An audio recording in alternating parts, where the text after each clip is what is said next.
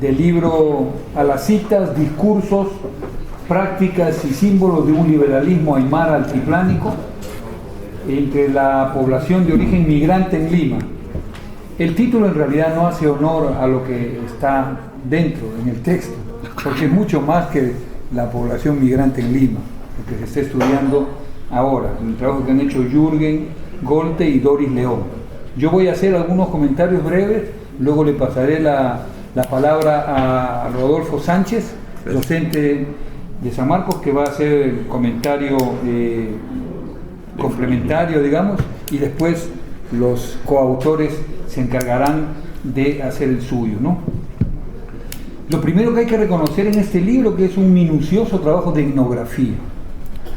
La etnografía a veces es hasta una palabra mala, ¿no? Se ha usado malamente. Se generaliza demasiado sobre aspectos culturales en diferentes grupos sociales en el Perú, y se necesita mucho más trabajo de esta naturaleza, es decir, un trabajo minucioso, utilizando las dos herramientas, digamos, básicas de la antropología, es decir, la observación directa y las entrevistas a los actores culturales, ¿no? Entonces, para mí este es un extenso y minucioso trabajo de etnografía que se inscribe en la larga tradición antropológica que tiene el Instituto de Estudios Peruanos, que es el editor junto con el Bartolomé de las Casas y la Universidad de Juliaca. Son los tres coeditores de este libro. El libro comienza, digamos, con un movimiento de kung fu, porque es un golpe que lanzan los autores y hacen una crítica, me parece un poco obsoleta, a una visión de la izquierda peruana que supuestamente ha considerado a los campesinos como siempre revolucionarios potenciales.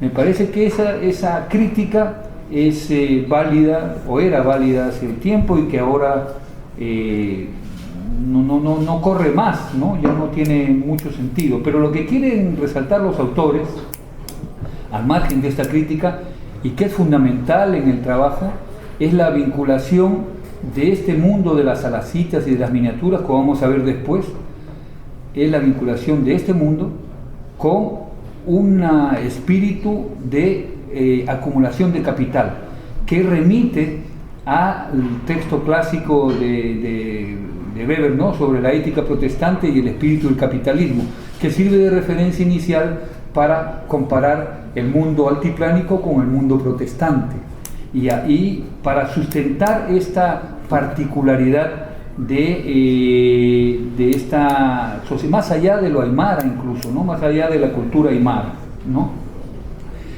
Este trabajo de Weber entonces resulta fundamental, y es el punto de partida para interpretar el ideario ritual y económico aymara, que según los autores se vuelve más evidente y más radical, más fuerte después de las reformas agrarias, es decir, se expresa con mayor libertad después de las reformas agrarias. Digo reformas en plural porque en Puno hubo 2 reformas agrarias.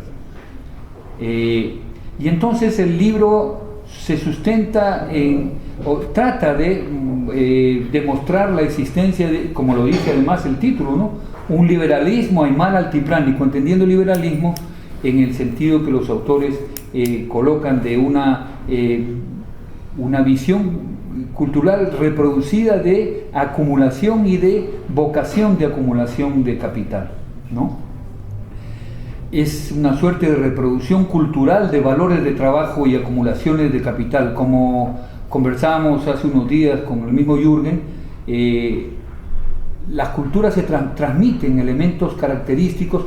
No es que todos vayan a ser capitalistas, digamos, en el mundo protestante, pero se transmiten una serie de valores y de referencias, y hay un know-how que puede o no ser utilizado por quien pertenece a esta cultura. Por eso los migrantes que llegaron al Perú se convirtieron rápidamente, por la experiencia que traían, en empresarios.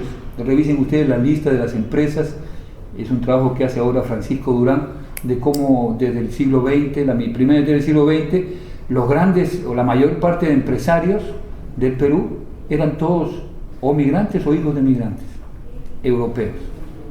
¿Por qué? Porque traían con ellos, o en su migración traían un conocimiento culturalmente reproducido, ¿no?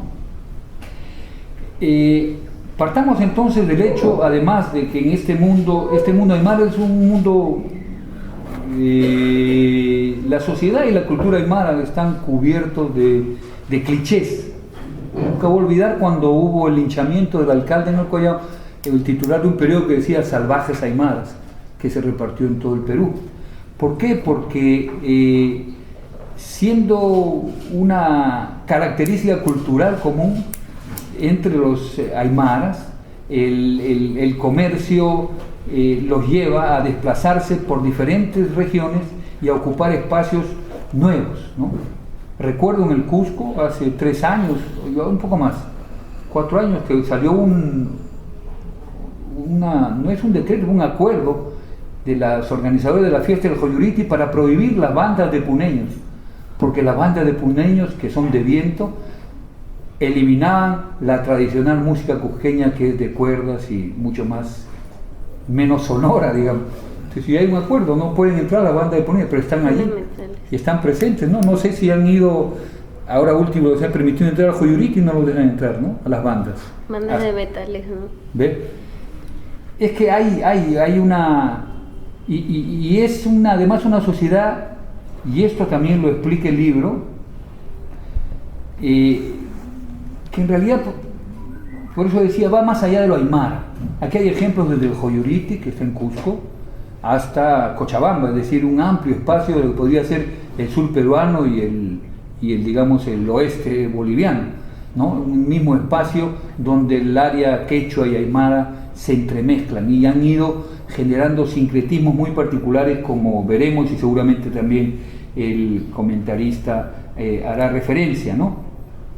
Los datos que están en este libro provienen incluso de espacios mucho más allá del mundo aymara, e incluso el título del libro dice su importancia, la importancia de las salacitas entre la población de origen migrante en Lima, aunque para mí no es lo más importante, pero sí es un ejemplo de esta expansión. Una expansión que además remite, como está señalado en alguna parte aquí, a tiempos pues nos remite a 2 cosas. Primero, a que las miniaturas en todas las culturas, desde, no sé si el hombre de Nerdental usaba miniaturas, pero las miniaturas, por lo menos en el caso andino, están presentes en todas las culturas. La miniatura es alacita significa miniatura en aymara, aunque aquí hay una discusión sobre el origen etimológico del término. La miniatura representa o concentra en sí algunas características del mundo real que tratan de ser reproducidas allí, y lo vamos a ver después con una serie de elementos, pero el uso de miniaturas en las esquinas de las calles que están en la ciudad de Piquillacta. Piquillacta es una ciudad huari que está en el Cusco, estamos hablando del año 900, o sea, 5 siglos antes que lleguen los incas, 4 siglos antes, pero en las esquinas de esas calles grandes, en cada esquina de las avenidas grandes, los arqueólogos que trabajaban ahí encontraron enterrados un paquete de muñequitos. Y posiblemente en muchas de las construcciones prehispánicas, en muchas culturas, no solo en construcciones, sino en otros contextos, aparecen enterradas figuritas, que demuestra el viejo origen de las miniaturas en las culturas peruanas. Eso es una cosa. Y lo otro, que tiene que ver directamente con el mundo aymara, es en un espacio con limitaciones geográficas marcadas, una sociedad ganadera que tiene serios problemas para obtener alimentos o para hacer producción agrícola. Las caravanas se convirtieron en épocas prehispánicas en elemento fundamental. Hay varios estudios de caravaneros y de esta circulación. No solo está el trabajo de Murra de los habitantes de las etnias del lago que bajan a sembrar en la costa, sino hay una serie de trabajos que demuestran que la tradición caravanera juega un papel también en la formación de lo que conocemos ahora como cultura aymara, ¿no? Entonces, las salacitas, trayendo a la actualidad este fenómeno de las miniaturas, una vinculación entre las ilusiones y el mercado. Y yo he puesto aquí, escribí, no sé si es el mercado de las ilusiones o las ilusiones del mercado. Porque con las alacitas, y aquí está la prueba, aquí pueden comprar ustedes, acá hay un banco, un carro, un salón de belleza, un micromercado de alguien. Jürgen seguro quiere ser bancario, se ha comprado esto, lo va a chayar porque va a lograr con el tiempo tener su propio banco, ¿no? Pero este afán de buscar a través de miniaturas el deseo de que se cumpla en la realidad lo que la miniatura representa es fundamental. Esto se basa en la fe, no se basa pues en la ciencia. Quien no cree, no cree, lo podemos comprar de adorno, lo tenemos en la casa, así como tenemos aquí las cosas de quinoa.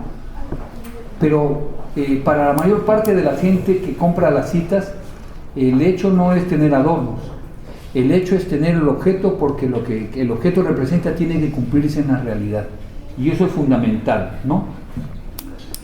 Ahora, muchos autores han criticado, creo que no cito a quiénes, pero algo así como el fetichismo que se hace muchas veces de expresiones culturales, y los autores de este libro critican a esa crítica del fetichismo porque señalan que sí existen una serie de elementos que son fundamentales para entender la cosmovisión andina, y por eso es que este libro es importante. Esta etnografía es importante porque desmenuza una serie de características culturales que generalmente son mencionadas pero nunca estudiadas, ¿no? En primer lugar, el concepto mismo de alacita, ¿no? De miniatura. Luego, en segundo lugar, como otra categoría, el concepto de pukyay, que en quechua puede significar jugar, pero también puede significar reto. Por eso la corrida de toros se llama toro pukyay. No solo es torear al toro, sino también retarse con el toro. Entonces la palabra pukyay tiene un doble significado, y entonces las alacitas, según los autores, es una suerte de pukyay en este tinku, en este encuentro entre dos elementos. ¿Por qué?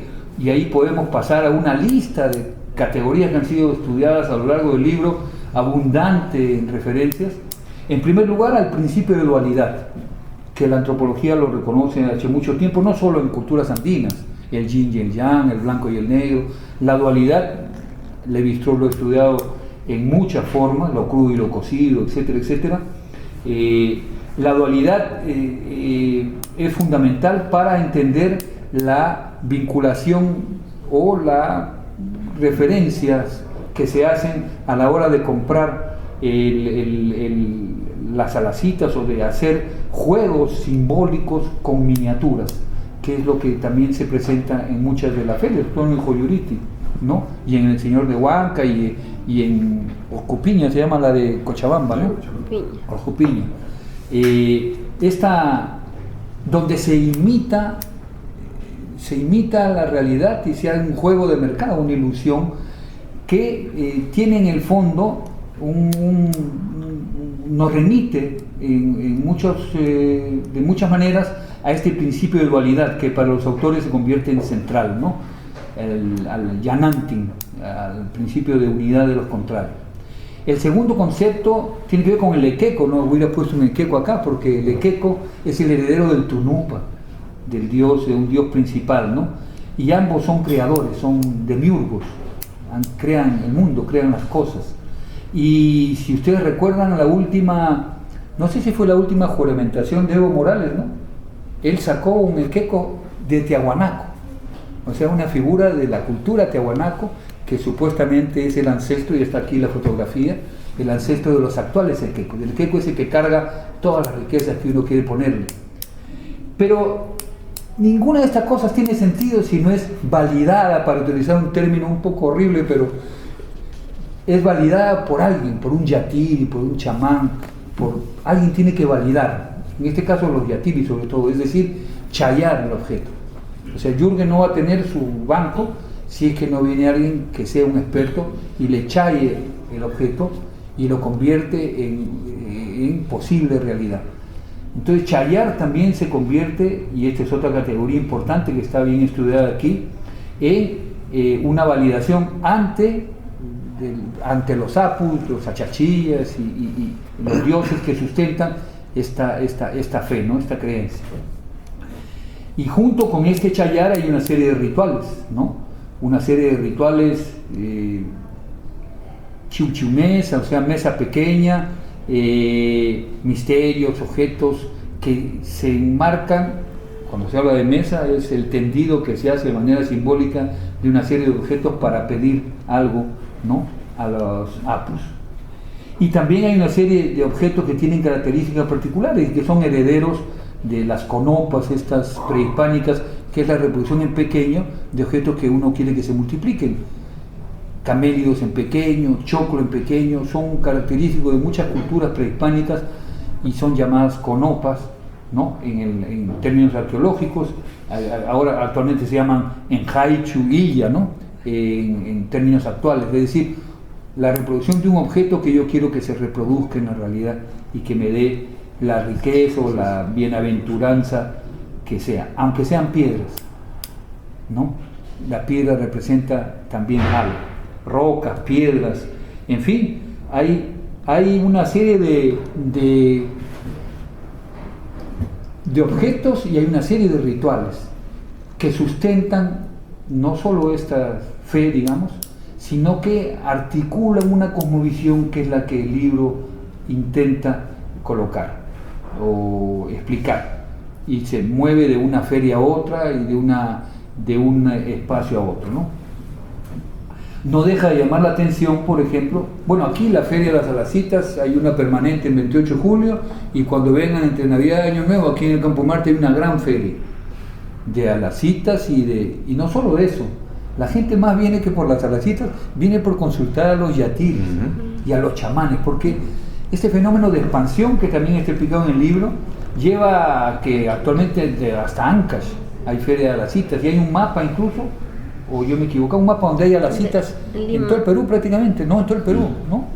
Hay un mapa aquí. De la feria. Claro, algunos ya lo harán pues como negocio para vender objetos de adorno, pero en la mayoría de casos es la expansión de una creencia, la expansión de una fe, la expansión de una vinculación con objetos en miniatura que pueden darnos, bueno, como tantas cosas, ¿no? El mundo no es totalmente racional, eso es lo que tenemos que entender, la vida no es solamente racional, y para muchas personas estos aspectos son fundamentales, porque además resulta que en muchos casos no solo se cree, sino que resulta positivo lo que se está pidiendo, resulta realidad. Y no deja de ser sintomático que, por ejemplo, en los últimos años, de lo que más se coloca como venta en muchas ferias son los diplomas universitarios. ¿De qué universidad quieres? De San Marcos, no, dame de Yale, o dame un diploma. Entonces se negocian diplomas en mayor. Aquí también hay un cuadro aquí, ¿no?, que muestra, por lo menos en uno de los casos, la alta demanda de diplomas. Después vienen las casas, los carros. Antes eran carros y casas los que ganaban, ahora son los diplomas. Vale la pena sacarle la vuelta a esa información para seguir estudiando este fenómeno de la búsqueda de la mejora social y económica a través de la educación, ¿no?, que sigue siendo una apuesta central. Bueno, en suma, o encima de lo que digo, en suma, este libro va más allá del mundo aymara, y yo creo que va más allá incluso de las alacitas. Trata de presentar diversos elementos rituales y simbólicos que articulan una cosmovisión. No está presentado así, no dice, esta es una cosmovisión del mundo andino, no. Es un ejemplo. Además, yo estoy seguro que muchas personas de la sala no saben lo que es una alacita, y primera vez en su vida que ven esto no como un adorno, sino como una alacita. De eso estoy seguro, porque no es muy conocido. Entonces, el libro busca armar esta cosmovisión, o por lo menos dar elementos para ir armando una cosmovisión que vaya más allá de las generalidades, ¿no? De las generalidades buenas o malas, pero generalidades al fin y al cabo que no tienen muchas veces sustento, ¿no?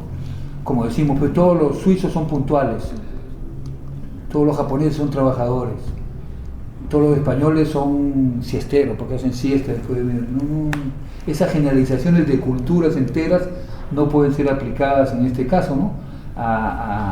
O no deberían ser aplicadas a ninguna cultura, y por eso es importante conocer cuáles son sus características particulares, ¿no? Y entonces esta cosmovisión articula múltiples vinculaciones simbólicas y expresiones rituales a partir de objetos en miniatura, en un espacio que además se ha ido ampliando y que comienza, podríamos decir que comienza en el espacio aymara, pero termina, ahora hay más aymaras en Tacna que tacneños, y hay tantos aymaras en Arequipa, o por lo menos migrantes puneños en Arequipa, que arequipeños natos, ¿no? O en Moquegua. A propósito, la anécdota que siempre cuento es en Moquegua mismo, en una reunión, en un proyecto, y estando ahí reunido el comité directivo, a alguien se le ocurrió decir que el proyecto debía contratar exclusivamente trabajadores originarios de la región. Y entonces el decano del colegio de ingenieros, que era de Moquegua, dijo: disculpe, pero el 90% de los moqueguanos somos puneños. ¿Usted quiere que no trabajemos acá? Que demuestra el empuje y a veces este enigma que rodea a los puneños, ¿no? Unicachi y toda esta expansión comercial puneña, que nos hace recordar a los otavalos. No sé, no los han mencionado ustedes aquí, pero cómo una cultura puede reproducir características que llevan a que sea identificable cada uno de los integrantes de esa cultura por esas características. Todo puneño es comerciante, toda puneña es comerciante. El hombre maneja el camión, la mujer maneja la billetera, se dicen en Puno, ¿no? Y seguramente tienen razón, porque hay una división del trabajo de alguna manera allí. En fin, para terminar, estas creencias, estos rituales, estas miniaturas han ido expandiéndose en el espacio peruano y han ido generando sincretismos simpáticos, ¿no? Ahora los chamanes del norte y los yatiris del sur se juntan aquí, porque no hay un chamán del norte que quiere curarte del amor y hacer el amarre con la novia, que es otro tipo de búsqueda, ¿no? En el sur no es tanto por ahí la búsqueda, ¿no? Hay algo, pero no es lo mismo. En el norte todo es amarre con el amor y es tratar de enganchar y quitarse el susto, y se junta con algunas de las características del sur. Y señalo esto para terminar como un ejemplo de cómo este mundo de las salacitas, que está vinculado a un espacio ritual bastante mayor y que implica más que las miniaturas, implica actitudes y una serie de referencias simbólicas, cómo este mundo se ha ido ampliando y que ahora nos interesa. Y por eso que el libro me parece importante. Y yo agradezco a Jürgen y a Doris por darnos la oportunidad de hacer un pequeño comentario, y les recomiendo leer, ¿no? Porque además es entretenido, está lleno es un libro para aprender. Qué cosa de guía, encantus, chauchamisa, en fin, todos los términos que por ahí uno va escuchando, del susto, en fin, los términos que se van escuchando cada vez más porque ya están en Lima, como dice el libro también, de manera importante. Gracias, cedo la palabra. Con el libro A las citas, discursos, prácticas y símbolos de un liberalismo aymara altiplánico entre la población de origen migrante en Lima, Jürgen Golte suma, ahora escribiendo en coautoría con Doris León, Gabriel, un texto más a sus importantes trabajos sobre el mundo andino. Jürgen no es alguien que se improvisa en este tipo de trabajos, ¿no? O sea, tiene toda una trayectoria y un entendimiento del desarrollo cultural en América y en el mundo andino en particular. Sería entonces innecesario explayarse sobre este aspecto, que ya ha merecido numerosos reconocimientos.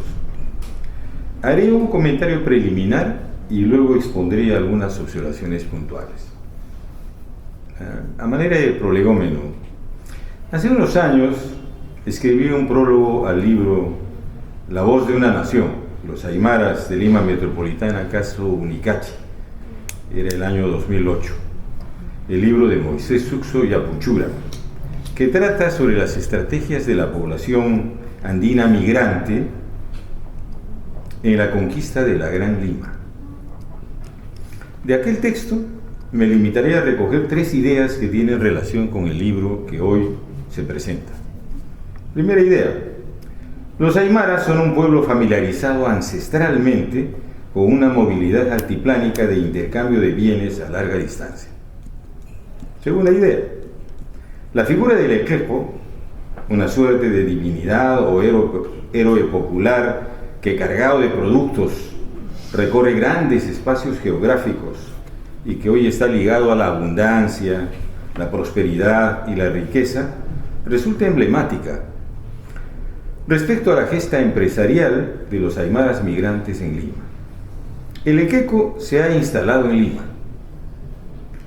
Y 3, la existencia o no de una burguesía étnica aymara está circunscrita a términos especulativos y requiere de información pertinente. Esto se decía en el año 2008.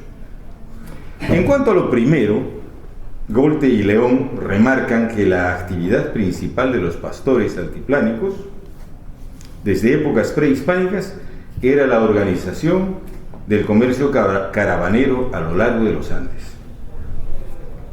Los aymaras desarrollaron, a partir de la domesticación, de la llama y de la baja productividad de la agricultura altiplánica, un sistema de intercambio por medio de caravanas o tropas, de llamas, vinculado hoy en día a un pensamiento que se orienta al logro del bienestar y la prosperidad económica. Esta es una verificación histórica importante. Sobre lo segundo, siempre tuve la impresión que la migración aymara a Lima y otros focos de atracción, más que una avanzada encubierta para permitir una invasión posterior, era una especie de retorno a territorios ya inscritos en la memoria social. Digo esto en el convencimiento de que siglos atrás los aymaras dominaron un espacio mucho más amplio al que están reducidos actualmente. Sabemos que, por lo menos en el altiplano, son los últimos en llegar los aymaras. No son los habitantes milenarios en el altiplano. Ellos fueron avanzando y se quedaron e hicieron del altiplano su reducto. Pero en la memoria social de los aymaras hay una imagen seguramente muy amplia del territorio, y por eso es de que me animo a sostener esta afirmación. En esta memoria social del Equeco simbolizaba muy bien el carácter de arribo para el restablecimiento de un ancestral circuito de intercambio y, por qué no, adaptándose a los tiempos, de un circuito de intercambio mercantil y de conversión de bienes manufacturados en capital circulante. Desde luego que en el 2008 era ya más que evidente la instalación del Equeco en Lima. En este sentido, el aporte etnográfico del libro de Golte y León, que hoy comentamos, es notable y cubre una explicación sobre el carácter y atributos del Equeco, junto a diversos atributos de las salacitas actuales, la feria de las salacitas en Puno, la producción y comercio de las salacitas en el altiplano puneño, las peregrinaciones y la expansión de las salacitas a Lima, para finalizar con una aproximación a los clientes y su consumo en los mercados y ferias de Lima, es decir, un amplio marco cultural. Respecto al tercer enunciado, por el que afirmábamos que la existencia o no de una burguesía étnica aymara está circunscrita a términos especulativos y requiere de información pertinente, el libro, a las citas, hace algunos aportes y puntualiza que las poblaciones altoandinas migrantes presentan trayectorias de comerciantes productores, como la producción de alacitas, se entiende, más semejantes a las nuevas burguesías que a los obreros y a la fuerza asalariada. Sobre eso, el comentarista que me ha antecedido ha hecho una explicación que habría que engarzar con lo que afirmo en este momento. Tal población está involucrada en una organización capitalista como fuerza del trabajo, pero busca su independencia y sus integrantes, cuando pueden, tratan de situarse en la pequeña burguesía. Estos son extractos del libro A las citas.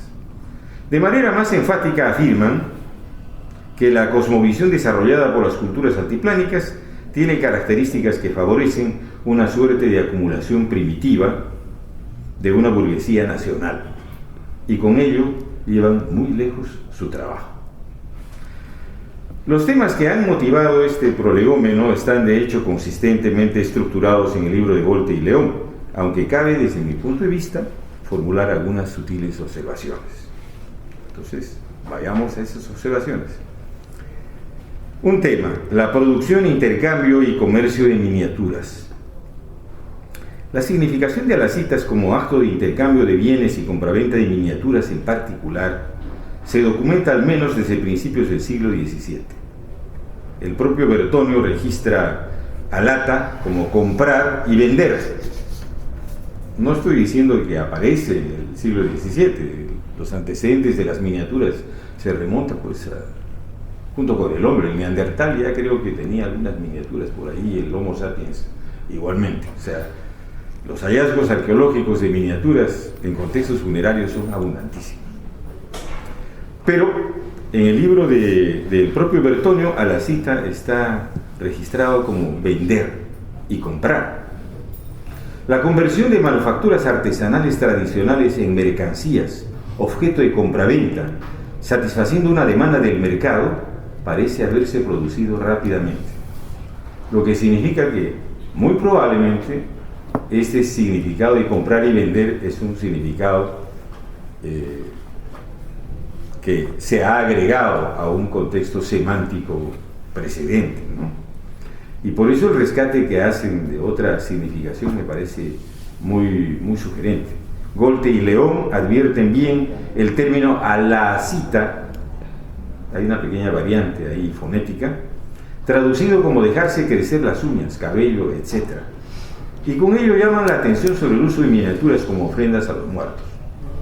La relación contextos funerarios, miniaturas, muy importante. Y los muertos, especialmente los ancestros, como seres de poder, cuyo poder en el más allá se refrenda incluso por la capacidad de que las uñas, los cabellos, etc., puedan seguir creciendo una vez que el sujeto ha muerto y es enterrado. Y eso se comprueba fácilmente. O sea, morimos y nuestras uñas y cabellos siguen creciendo en el cajón, y eso seguramente no debe de ser observado y entendido como una muestra de poder, ¿no? Con ello llaman la atención sobre el uso de miniaturas como ofrendas a los muertos, satisfaciendo una práctica de reciprocidad con los ancestros. Los ofrendantes esperan que los muertos aseguren el agua para los cultivos y abrevaderos del ganado, así como la reproducción de las especies. Eso está muy claro, la multiplicación. Hay una cita a Mendoza, y esta estudiosa ha hecho otros trabajos también en los que amplía la idea, sentido que está también presente en la pasada de Quirquincho, que no pertenece originalmente al contexto de las citas, pero que conjuga con la idea de la multiplicación, a partir del hecho verificable de que esta especie, el quirquincho, se distingue por ser prolífica, muchas crías, por lo que cumple un papel representacional similar al del alacrán entre los antiguos moche. Seguramente algunos de ustedes han tenido la oportunidad de ver a un alacrán en ciertas épocas cargando sobre el lomo una cantidad increíble, vasta de crías. Entonces, esa significación, ese simbolismo es asociado a la multiplicación y tiene una analogía en este caso con la pasada de Quirquincho, ¿no? De existir una condición ideológica para la expansión del comercio de las citas, quisiera manifestar que esa condición es marcada probablemente de manera más nítida en la mentalidad de los compradores, que en la de los propios comerciantes de Alacitas. La demanda actual en una sociedad de consumo como la nuestra es variada y en materia de incertidumbre y necesidad de seguridad surgen, como sabemos, requerimientos exóticos y hasta extravagantes a satisfacer, aunque ello descontextualice los elementos y prácticas que se consumen. En ese sentido, habría que sumar las Alacitas del presente a una oferta muchísimo más amplia: rituales de florecimiento, limpia con ruda, limpia con cuy, compactamientos, amarres, amuletos de la buena fortuna, entre otros. Y en efecto, hay una serie de sugerencias en este orden en el libro. Todo esto es parte de una demanda de una población creciente de consumidores y que en el mercado limeño ya no tiene una identidad propia, aspecto que de por sí se impone en la información proporcionada por Golte y León. Las Alacitas como actividad lúdica. También de esto nos hablaba algo el comentarista que me precedió. Pujliana Pata es un lugar designado para los rituales de Tinco, particularmente asociados a los carnavales en la actualidad, a la manera del agón griego y no del ludus latino. El Pujliai conlleva disputa, desafío y contienda entre las partes, en encuentro confrontacional como comportamientos propiciatorios de la reproducción o multiplicación de las especies. Las Alacitas como actividad lúdica parece en esta perspectiva una idea básicamente mestiza y occidental. Agreguemos que el juego de negocios como evidencia de ideales consumistas de los campesinos que hacen sentido mediante el dinero, aquí hay una cita a Poole, es una afirmación si no totalmente falsa, al menos discutible, como bien lo señala Glyn Kustret. El sistema de intercambio alentado por los desplazamientos caravaneros de la Sierra Alta depende solo parcialmente del uso del dinero, y en algún momento no dependió absolutamente del dinero, ¿no? Pero en la actualidad depende solo parcialmente del uso del dinero. Con buen juicio, Golte y León remarcan que no tiene sentido la afirmación de las Alacitas como un juego mercantil. Eso me parece un aporte importantísimo para entender el real significado de lo que es Alacitas, ¿no? Entremos a ver el asunto del equeco y la lógica de la miniatura de las Alacitas. El equeco o alaquipiri, el que lleva a la espalda objetos en sus viajes para intercambiarlos o venderlos. En su apariencia actual, es un personaje objeto que responde a la lógica de las miniaturas de Alacitas. El equeco en sí mismo es una Alacita. En contextos funerarios es frecuente hallar pequeñas representaciones humanas, sea de cerámica o de metal. Ya se habló acá lo de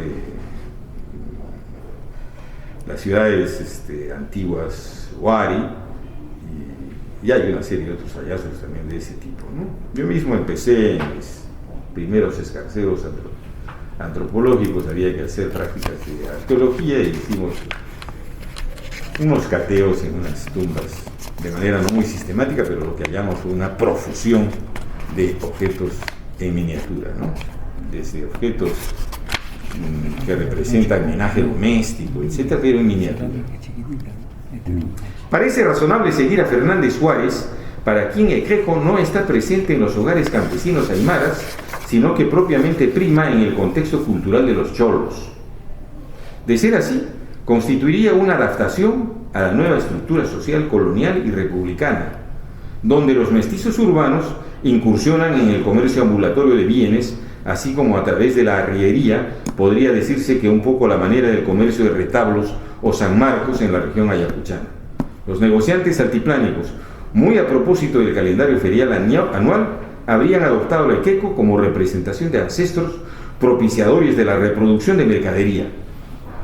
A esto habría que sumar la observación de Golte y León sobre la apariencia del equeco: tez clara, bigotes, vestimenta de mestizo, saco y pantalón de tipo terno, que hoy en día se ha generalizado. Llama la atención las arrugas que se observan en el registro de Poznański, en 1903, que remarcan la asociación del ancestro momificado, muy distante del personaje rechoncho, de enormes ojos, cachetón, sonriente, adoptado como imagen comercial vendedora en los medios de comunicación masiva actual.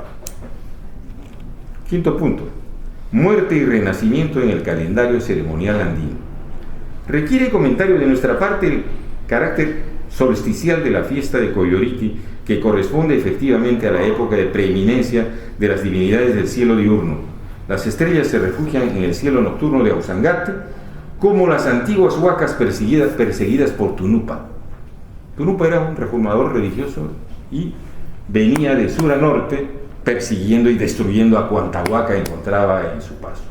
Las huacas aterrorizadas huían buscando protección y la encontraron en algunos lugares, en el Ausangate, en Pariacaja y en algún otro lugar que no recuerdo en este momento. Tunupa no se atrevió a buscar a las huacas para destruirlas en estos lugares porque son lugares de demasiada fuerza, de demasiado poder, digamos, ¿no? Deidades macroétnicas así sumamente importantes y poderosas, ¿no? Más que una deidad, así, conjuntos de deidades organizadas parentalmente.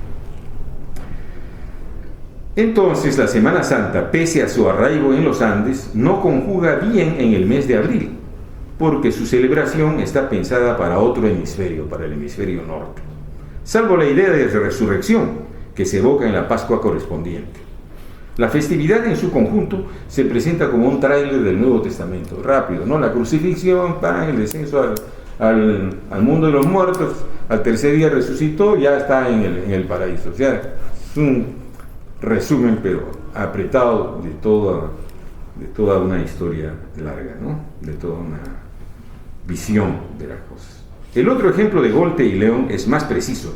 Cae exactamente en el tiempo mítico andino que le corresponde, el de la preeminencia de las divinidades nocturnas o el mundo de adentro como Pachacamac.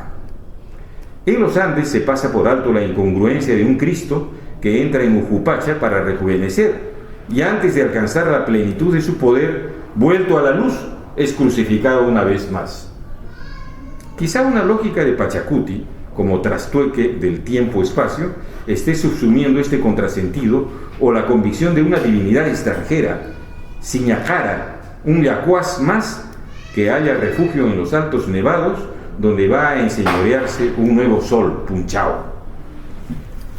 Y creo que la última idea para terminar es el de las alacitas y el espíritu de la economía liberal, que no podíamos dejar de tocarlo.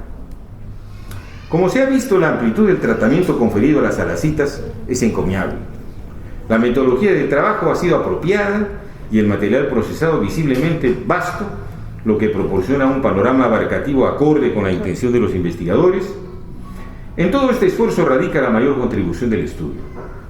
De manera combinada, pero hasta cierto punto colateral, el estudio ha sido encaminado por la hipótesis de una afinidad o quizá mejor analogía entre la dinámica del comercio de las citas y un ideario del liberalismo, lo cual puede ser explicado. Sin embargo, de mayor cuidado nos parece la afirmación de un paralelismo o equiparidad entre el pensamiento de los comerciantes de alacitas y su difusión entre poblaciones migrantes andinas, con lo que Weber denominar a la cultura de una ética protestante. Tenemos algunas razones para esta alerta. A. Merece considerarse el hecho de que en el seno de la sociedad occidental contemporánea se advierte un incremento de situaciones existenciales de vacío o sinsentido, inmediatez, soledad, incomunicación, desamparo, inseguridad, con las consecuentes manifestaciones de angustia y disociación, las cuales impulsan una búsqueda desesperada y compulsiva de caminos espirituales y también de recursos psicoterapéuticos, que no deja de tener impacto en el crecimiento de la demanda de recursos tradicionales, entre los cuales hayan lugar la magia y o sabiduría de las culturas ancestrales. B. Junto al movimiento caravanero altiplánico, se impone considerar la experiencia del antiguo pueblo de los Cayaguayas, famoso por sus médicos tradicionales ambulantes, que han recorrido toda Sudamérica y que tienen como núcleo la región de Charazani y Curva, en la provincia de Bautista Saavedra del departamento de La Paz. Este pueblo continúa practicando una cuidadosa manera de guardar plantas maceradas y secas para ser transportadas durante largas jornadas, y por la naturaleza de su actividad habría establecido milenarios nexos entre los Andes y el pie de monte amazónico. C. De 1898 en adelante se produce la presencia de misioneros de la Iglesia Adventista en la región de Puno, En algo más de un siglo el adventismo consiguió potenciar las capacidades culturales de los aymaras para dejar el atraso y la falta de instrucción. No cabe duda que la ideología protestante fortaleció valores dirigidos a una más ventajosa posición en las interacciones comerciales. Se aprendía a leer para no ser engañado en el mercado, para acceder a mecanismos de autosuficiencia, independencia y mejorar las expectativas de vida. En este caso, visiblemente la expansión del adventismo en el altiplano favoreció una mejor adecuación y oportunidades de participación dentro de un sistema predominantemente capitalista mercantil en los Andes. Y hasta donde sabemos, los adventistas son excelentes comerciantes y empresarios con gran sentido del ahorro y de una vida austera con vistas al éxito económico, sin que en ellos se perciba la más mínima valoración de las salacitas. D. El éxito empresarial. El ideal de ascenso social mediante la acumulación de bienes materiales a través de su inserción en el mercado es independiente de la creencia y participación en las salacitas. Los aymaras están en actividad de intercambio mercantil favorecidos por su ubicación geopolítica, su vocación histórica e incursionan decididamente en todo rubro que asegure ganancias, dentro o fuera del orden público. Trátese de artesanía, industria, ejercicio profesional, contrabando, narcotráfico, política, etc. Y finalmente, Weber intenta probar que el espíritu ascético del cristianismo, entiéndase la ética protestante, fue el que originó uno de los factores que intervinieron a su vez en el nacimiento del moderno espíritu capitalista, propuesta que parece no ser equiparable a la vinculación entre una cosmovisión que favorezca la acumulación primitiva y el espíritu capitalista presente en el ethos del liberalismo burgués. El liberalismo está establecido, no se halla en gestación, y en los Andes estamos hablando de un escenario obviamente distante a un fenómeno europeo del siglo XIX. Fuera de estas observaciones discutibles, que se originan precisamente en el carácter provocador del volumen que acabamos de comentar, no puedo dejar de concluir señalando que la comunidad académica en ciencias sociales recibe una contribución significativa con el estudio de las salacitas, que seguro ha de merecer muchos acercamientos y el debate consiguiente. Felicito a mi maestro, el doctor Jürgen Golte, a mi colega Doris León, por este importante libro. Los aplaudo, invitando a toda la concurrencia a que las premien el mismo modo. Muchas gracias. Bueno, ahorita había preparado algo, pero tengo muchas cosas en la cabeza luego de las dos intervenciones que han sido muy interesantes y no sé, han ido un poco más allá de la información etnográfica que hemos expresado de manera bastante extensa en el trabajo de campo y en el texto. En primer lugar, quisiera agradecer a las personas que han estado vinculadas directamente en el trabajo que hemos realizado. Bueno, si bien hemos hecho un trabajo relativamente largo, Jürgen y yo no lo hubiésemos podido hacer solos, porque muchas de las cosas eran de las ferias y peregrinaciones eran simultáneas, ¿no? Ahí tenemos que agradecer a César Nureña, nuestro amigo que no sé si todavía ha llegado, que mientras que nosotros hacíamos el trabajo de campo en la feria de Alecitas de Puno, él hacía la etnografía en Juliaca. A Cecilia Caparachín, que estuvo con nosotros haciendo el trabajo de campo en las ferias y mercados, específicamente de Lima. A Rodrigo Castillo, que hizo el mapeo de cientos de mercados donde identificamos alacitas y productos afines a las alacitas en Lima. Y a David Oshigue y Bárbara Carvajal, que hicieron entrevistas a ceramistas de Pucará. Bueno, eso en principio. Ahora, yo quería ir más allá de la información etnográfica, que puede tener muchos análisis y muchas aristas de análisis. Quería tratar de pensar un tema que atravesara todo, o uno de los temas del libro, ¿no? Si bien nosotros desde la introducción planteamos de que principalmente se puede entender el texto desde tres perspectivas, pero bueno, puede tener muchas más. Estas tres perspectivas son polémicas, quizás una más que la otra, que es que la ubicación de las prácticas y el pensamiento económico que hemos denominado como liberalismo haciendo la analogía con el liberalismo europeo y la ética protestante, es ajena a los idearios de izquierda, ¿no?, atribuidos a grupos históricamente excluidos en el Perú. La otra perspectiva es ver esta creciente difusión y expansión de las salacitas y los objetos afines como un fenómeno que tiene más fuerza o más avance desde el neoliberalismo del último cuarto de siglo, ¿no?, con una base en la economía de mercado.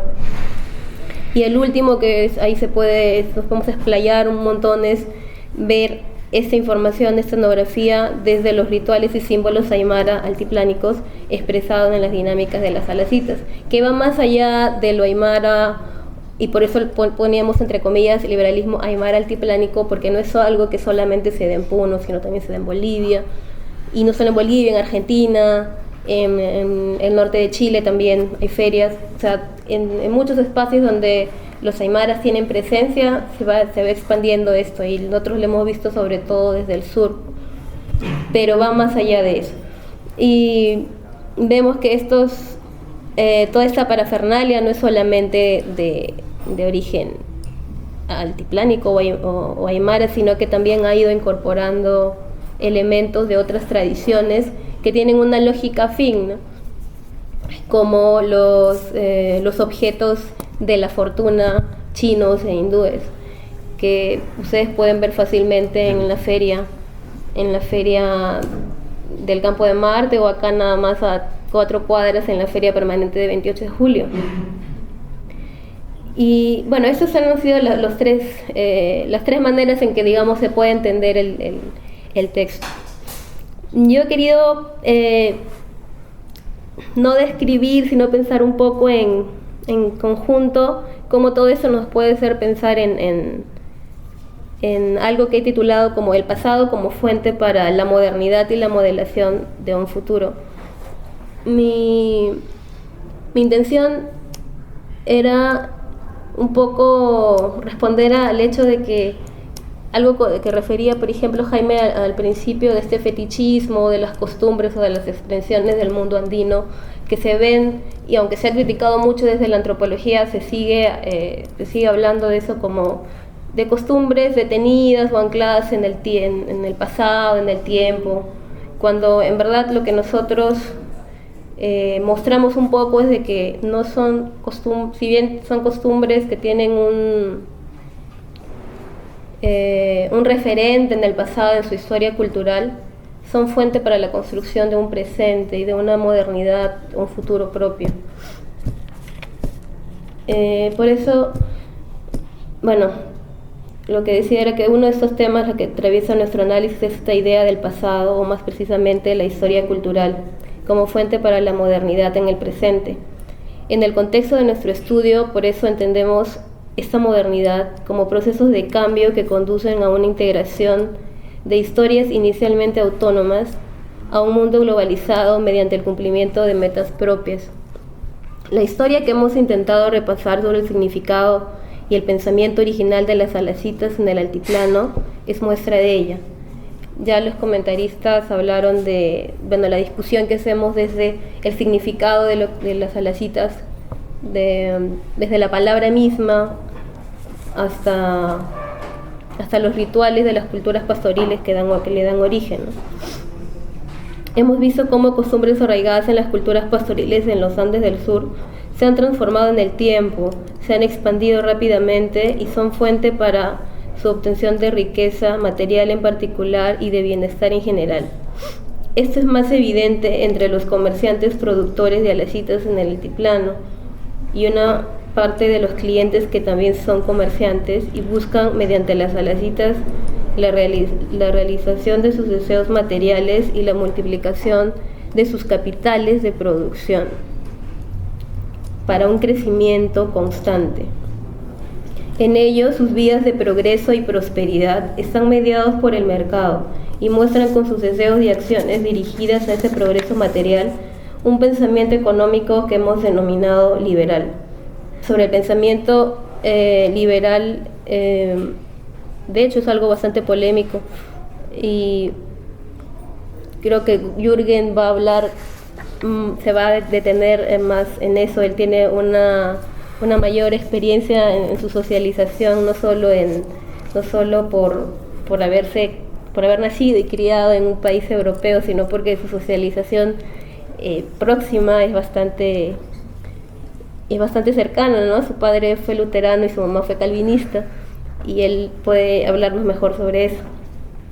Pero bueno, siguiendo lo que tenía preparado, no solamente se trata de la población de origen altiplánico, sino también es posible ver estas concepciones entre mucha más gente en Lima, con orígenes regionales bastante diversos.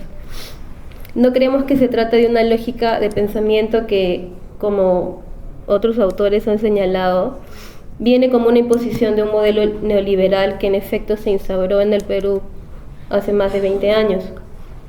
La economía de mercado ha influido en el surgimiento de diversas formas de trabajo y economías denominadas informales o populares. Eso es innegable, pero un análisis sincrónico de esta realidad es insuficiente y equivocado. Creemos que hay que tomar en cuenta la historia de expresiones culturales y de las formas de pensamiento económico que emergen de una región como el altiplano. Su tradición de comerciantes no se sostiene en una imposición capitalista.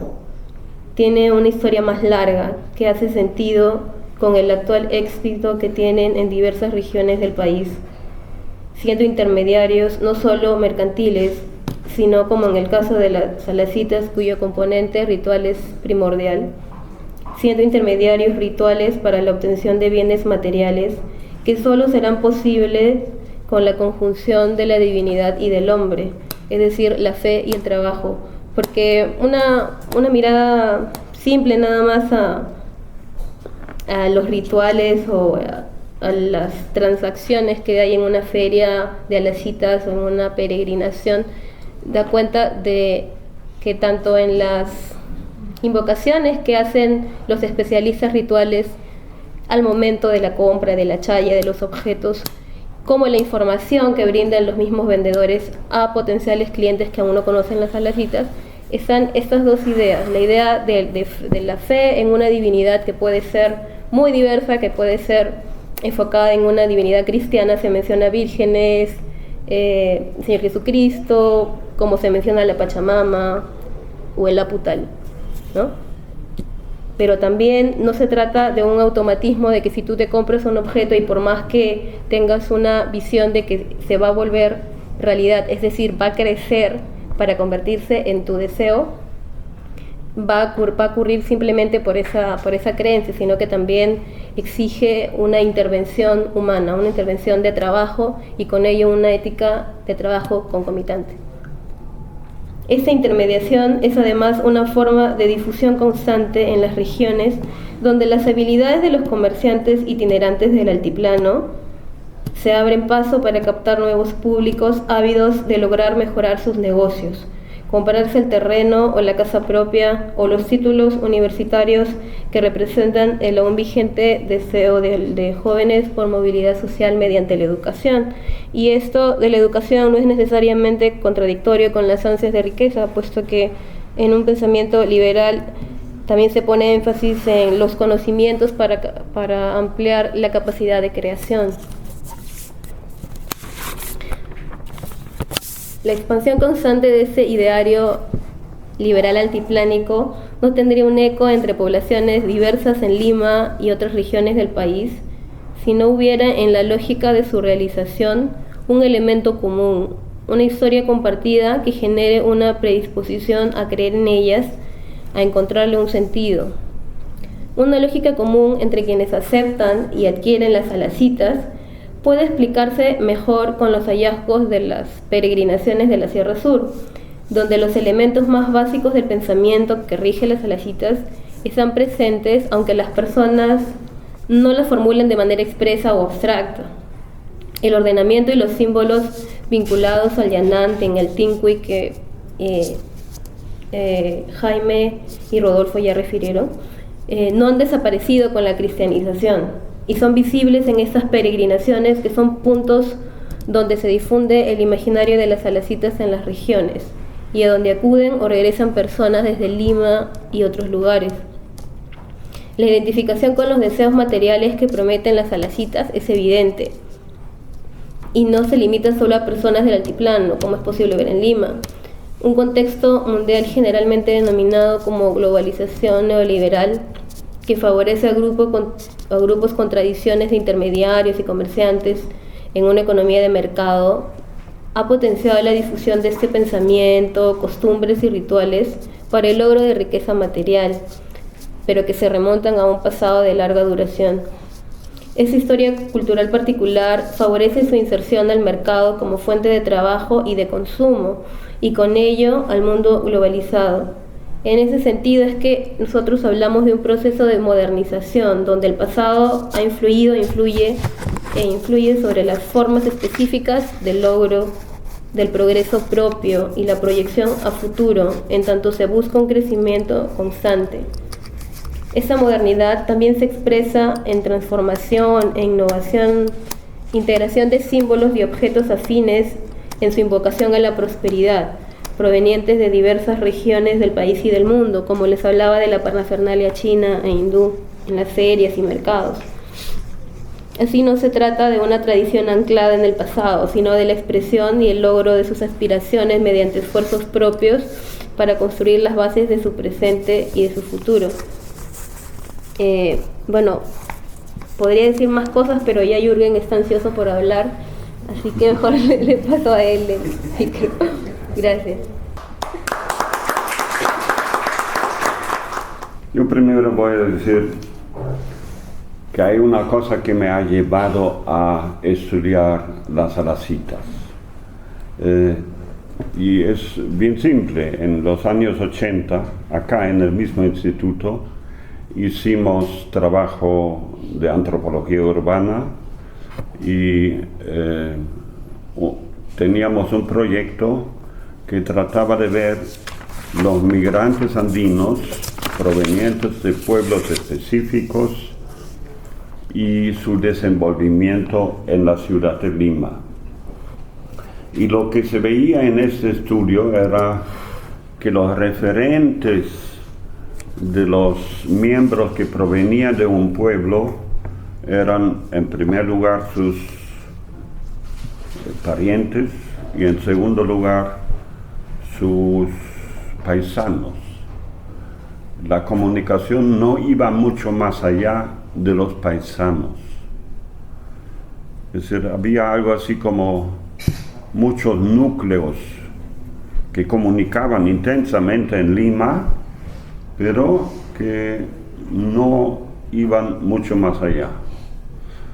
Y lo que me sorprendía hace pocos años, en realidad, era que eso se había cambiado, que había un nivel de comunicación compartida entre los migrantes limeños en los conos norte, sur y este, y ahí tratamos de entender cuál era este pensamiento común que los unía, y resultaban ser las alacitas.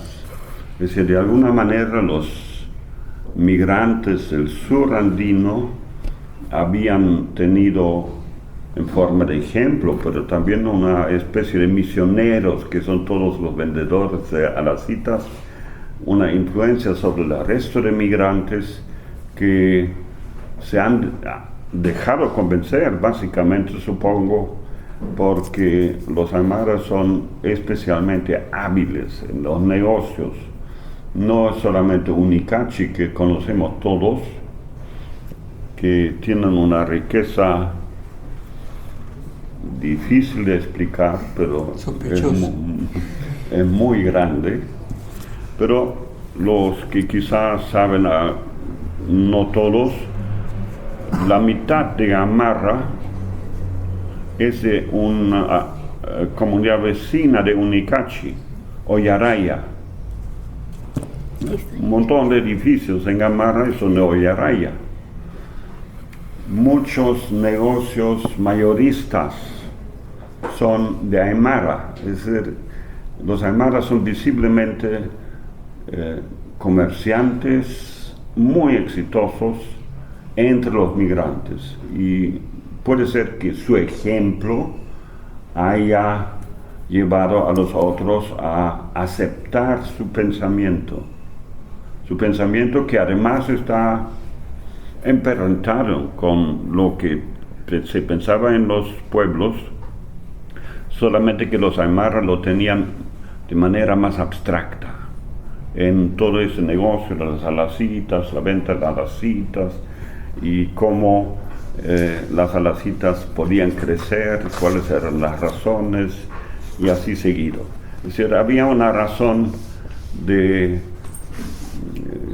la comprensión de los migrantes en el Perú que comunicaban mucho más que en los años 80. O sea, algo está cambiando en la sociedad limeña. Y hay que fijarse muy bien cuando algo se está cambiando en una sociedad, sobre todo si es la mayoría de la sociedad que está cambiando. Aparecen siempre un poquito fuera las estadísticas porque son informales, pero esos informales tienen una importancia extraordinaria para el Perú, y hay que fijarse muy bien cuando cambia su forma de comunicación de una forma localizada de comunicación a una forma generalizada de comunicación. Ese era lo primero que a mí me condujo a pensar que era importante investigar esa nueva forma de pensar que se generalizaba visiblemente en una serie de cosas. Y lo otro, que les va a resultar algo más distante, yo me he criado, como la mayoría de ustedes saben, en mi niñez en Alemania, y el pueblo en el cual me he criado estaba al lado de uno de los grandes distritos industriales de Prusia, y había mucho conocimiento histórico sobre el crecimiento industrial en esa zona, y de ahí tenía una idea bastante clara sobre el desarrollo del capitalismo temprano en Prusia en especial. Y después una cosa ya muy particular, Max Weber, que es el referente más conocido que ha investigado la relación entre lo que él llama religión y el desarrollo del capitalismo, escribe, bueno, primero hace una charla en 1897 sobre la ética protestante y el espíritu del capitalismo, y después lo publica en dos partes, en noviembre de 1904 y febrero de 1905, en una revista que tiene una importancia política importante, que se llamaba algo así como Archivo para Ciencias Sociales y Política. Es decir, Max Weber vio que en su trabajo sobre el espíritu del capitalismo y la ética protestante había un elemento político importante, y como tal era discutido, no como una especie de descripción etnográfica de una religión de por ahí, sino él iba con su análisis al significado político de lo que pasaba en Prusia primero y en Alemania después, y lo que lo convirtió en político en primera instancia era que Prusia a principios del siglo XIX se veía en competencia con Inglaterra, y trató de ver cómo podía alcanzar el desarrollo industrial de Inglaterra a través de una política consciente. Si bien era un estado feudal, era un estado feudal ilustrado. Y entonces Prusia fomenta el desarrollo industrial y la política de Prusia tiene éxito en cuanto al desarrollo del industrialismo y tiene un efecto muy visible en las regiones protestantes, mientras las regiones que es más o menos 40%, casi 50% de la población alemana que son creyentes del cristianismo católico romano, no desarrollaban el industrialismo. Entonces había una diferencia muy clara entre el industrialismo protestante y el no industrialismo católico romano. Y esto condujo ya por 1875 más o menos a que Prusia podía conquistar el resto de Alemania y podía supeditarlo, integrarlo a una unidad alemana. Es decir, ahí se funda un Estado alemán bajo una Prusia protestante industrializada. Es decir, en eso ya se ve que hay un significado político muy, muy claro. Es decir, el protestantismo de alguna manera permite a los prusianos supeditar a los otros reinos en los cuales se hablaba alemán, y en ese sentido ya hay un significado político inmediato. Es decir, el protestantismo más el industrialismo le da la posibilidad a Prusia a supeditar al resto de la población. Y segundo, lo que ya digamos es un aspecto más personal mío casi, cuando uno lee a Max Weber sobre el espíritu del protestantismo, uno se da cuenta que no describe el protestantismo en general, sino describe en especial el calvinismo. Es decir, no es cualquier protestantismo, hay varios protestantismos históricos en Europa, pero lo que a él le interesaba en especial, y cuando uno lee el texto, es básicamente que está interpretando a Calvin.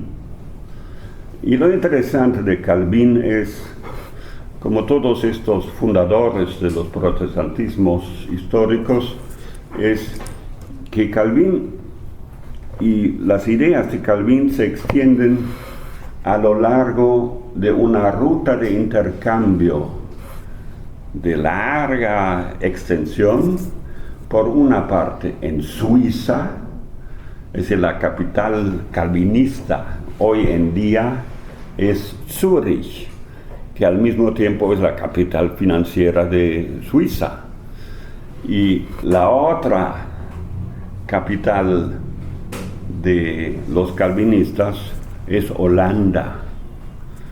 Holanda son calvinistas a más no poder.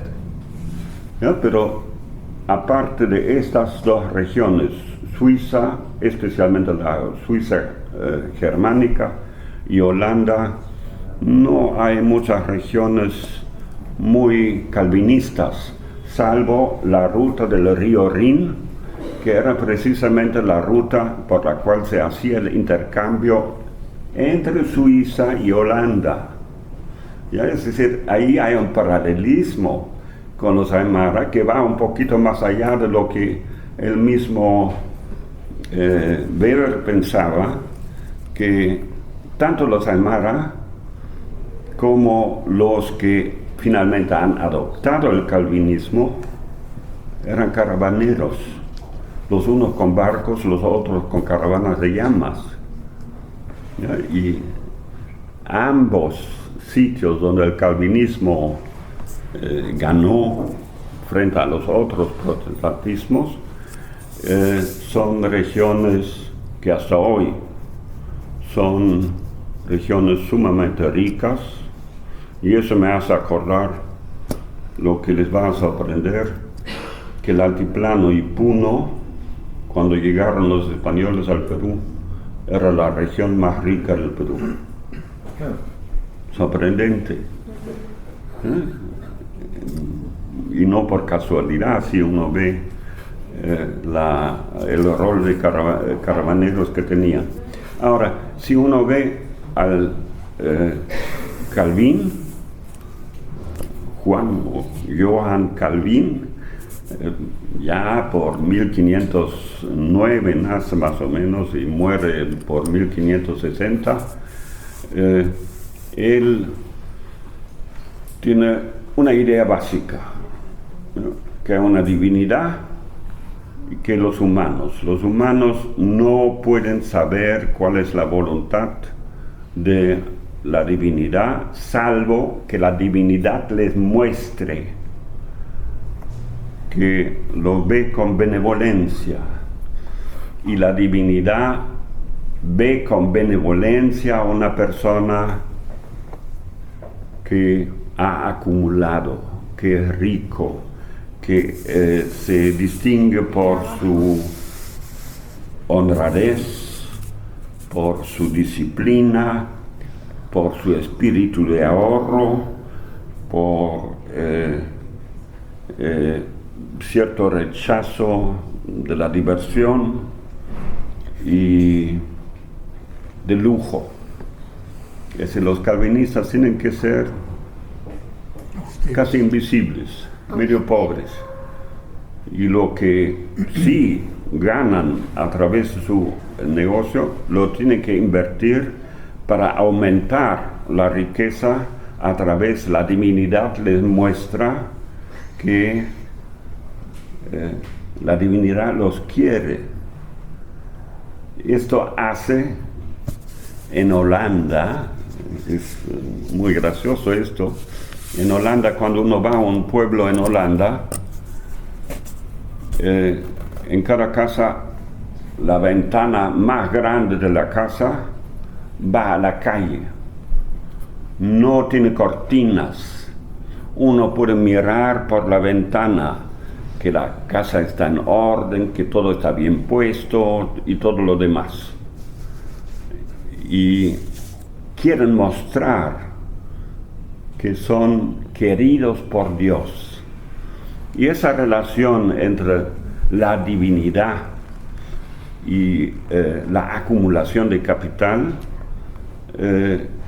me parece que no es solamente parte de lo que Max Weber escribe sobre el protestantismo calvinista, sino también es parte de lo que se puede ver en los Aymara.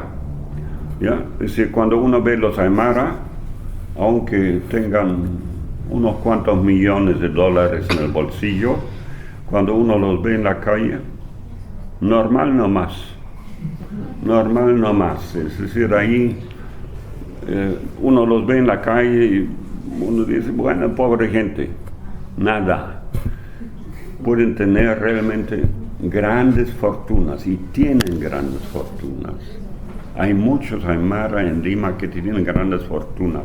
Hay muchos Aymara en Bolivia y también en el Perú que tienen grandes fortunas. Y por supuesto que esto de Aymara es un decir. De alguna manera eso se extiende también al Cusco, por ejemplo. Y con esto quizá termino mis observaciones. En Cusco está un santo o un Cristo famoso, el Señor de Huanca. Cuando se sube un cerro, y ahí está una capilla del Señor de Huanca, donde se realiza una feria de alacitas, y todos los fines de semana hay una carretera que sube ahí hasta el templo. Todos los fines de semana hay una recatafila de carros que está subiendo la carretera, que es la gente que se ha comprado una alacita, no de elefante como este, sino de carrito, y a través de fe y trabajo ha convertido la alacita en un carro.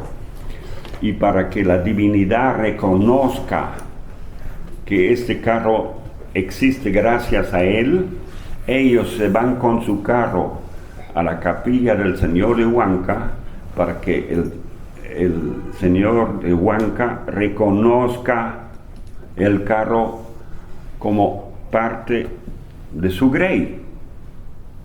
Lo mismo cuando ustedes ven un carro de Muruguay que queda por acá por Tarma, y ven en Lima montones de carros que dicen gracias señor de Muruguay, y no es simplemente que dicen gracias señor de Muruguay, sino cuando han comprado el carro, se suben al carro y aunque sea de segunda mano o de tercera mano, suben hasta Ticlio, bajan hasta Tarma, se van hasta Muruguay para que el señor de Muruguay reconozca el carro como suyo. Es importante esto.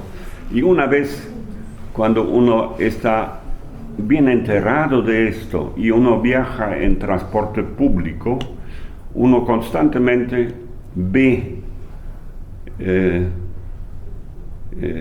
símbolos que caben bien dentro de esta idea de alacitas. Por ejemplo, en la mañana me he venido al instituto en un micro y ahí había una virgen adelante en un cuadro y decía en letritas chiquitas gracias y todo lo demás, y al lado de la virgen había unas alacitas de dólares, ¿ya? Y visiblemente los dueños de ese micro tenían como símbolo para su trabajo en el micro la Virgen como una parte de las que hace crecer alacitas, y las alacitas que ellos querían que crezcan eran unos billetes chiquitos, ¿ya?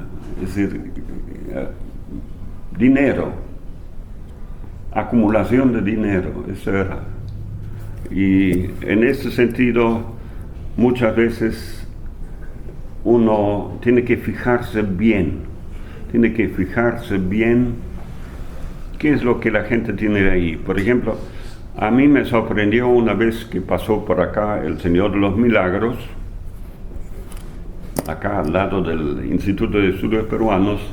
A mí me sorprendió porque veía la imagen del Señor de los Milagros como había visto cientos de fotos, pero cuando pasó el Señor de los Milagros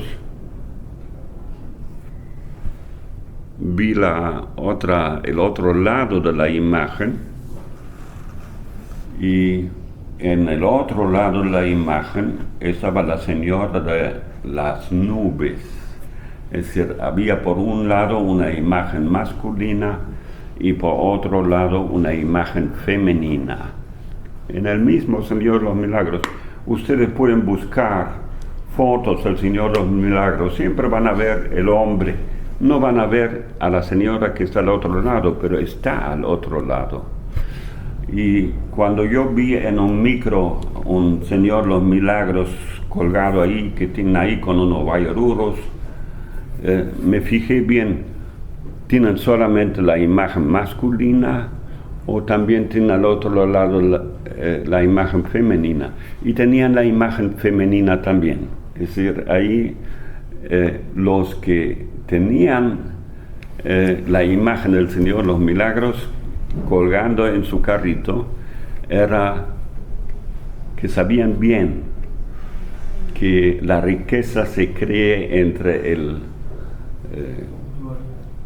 que sé yo cómo llamarlo, el espíritu masculino y el espíritu femenino, porque eso es todo la gracia de las alacitas. Las alacitas se venden en un espacio donde hay una comunicación entre una divinidad femenina y una divinidad masculina. Y por la relación entre las dos partes tiene la posibilidad de crecer. Es decir, por eso la alacita está dedicada a, por lo normal, la Pachamama o una representación de ella, y a un Cristo, un santo, lo que sea. Y gracias a esta dualidad entre lo femenino y lo masculino, las alacitas crecen, ya no crecen así de por sí. Y es interesante cuando uno compra una alacita,